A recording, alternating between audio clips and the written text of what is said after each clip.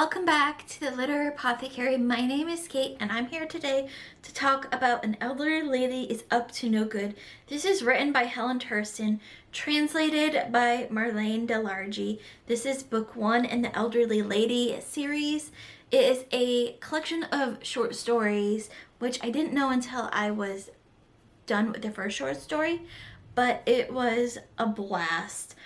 I read this because it was one of those books that was leaving my Audible account by a certain date, so I wanted to get it read so that way I could say I read it, and it was a lot of fun. My general thoughts is that I loved how all of the stories revolved around one character, Maud, and her shenanigans. Maud is portrayed as this innocent old lady, which is exactly what she wants people to think. But Maud is absolutely more than meets the eye. This collection of short stories was fun and cozy, a cozy mystery or mysteries. Maud is such a character and the storytelling is concise and entertaining. Overall, it was a great collection that makes me intrigued wanting to read the rest of the series and see what all else Maud is up to.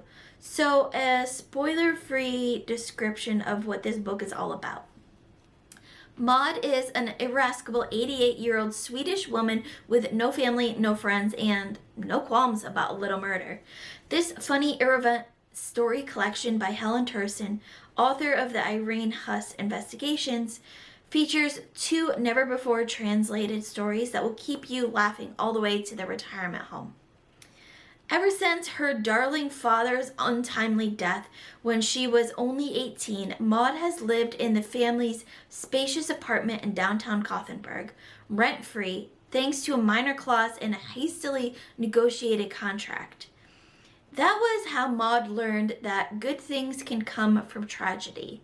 Now, in her late 80s, Maud contents herself with traveling the world and surfing the net from the comfort of her father's ancient armchair. It's a solitary existence, but she likes it that way. Over the course of her adventures, or misadventures, this little bold lady will handle a crisis with a local celebrity who has her eyes on Maud's apartment, foil the engagement of her long-ago lover, and dispose of some pesky neighbors. But when the local authorities are called to investigate a murder in her apartment complex, will Maud be able to avoid suspicion, or will Detective Inspector Irene Huss see through her charade? Okay, now that I read that description again, I see where the author of Irene Huss Investigations comes through. So I'm wondering if the next collection or the rest of the series is not so much about Maud, but more about Irene, and that makes me want to read it just a little bit less. But I enjoyed this book a lot. I enjoyed these stories and the audiobook narration of this. Let's get into why. Our characters, now I have conflicted opinions about our characters. On the one hand, they are good characters. Not great, but not bad also. And I liked reading them. On the other hand, Maud seems like a more complicated character than when we first meet her, and the others seem more characteresque, and so there's a kind of a weird misbalance there in our characters, and it made me kind of have to second guess every time Maud was on the page what I was supposed to think about Maud. Our atmosphere and setting, the setting of Maud's apartment complex where she has lived for decades, is great. It fit the stories and the characters well, and I felt the atmosphere more in some of the stories than others. Our writing style, I loved Tursten's writing style in these stories. It was easy to follow along in the audiobook, and I never got lost or confused, and it was always entertaining. The plots in these stories were wild.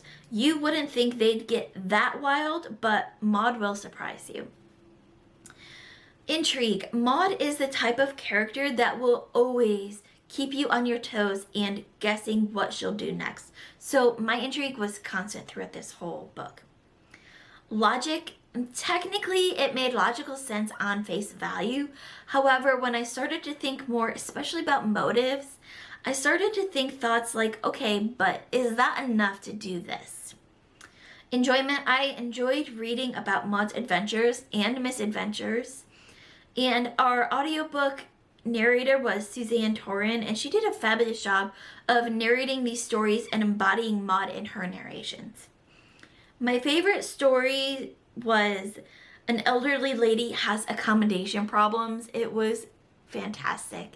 I think that was one of the first stories in this collection, and it really gave us a good insight into Maud and her misadventures and shenanigans. So that is a very quick, spoiler-free review for An Elderly Lady Is Up to No Good. If you've read this book before, let me know in the comments below. What did you think of it? As always, keep reading, and I love you all to the moon and back. Bye.